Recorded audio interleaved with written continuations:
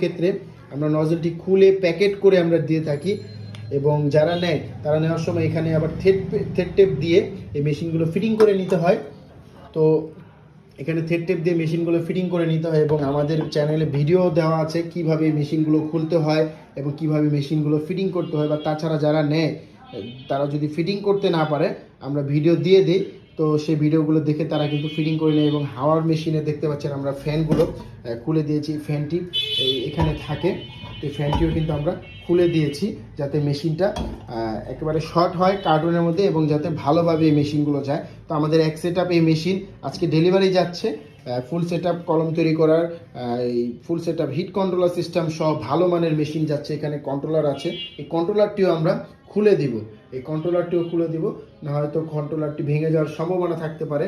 তো সেক্ষেত্রে আমরা কন্ট্রোলার খুলে দিই, কালি ভরার ট্যাঙ্কি খুলে দিয়েছি। তো এইভাবে কিন্তু বিসমিল্লাহ মেশিন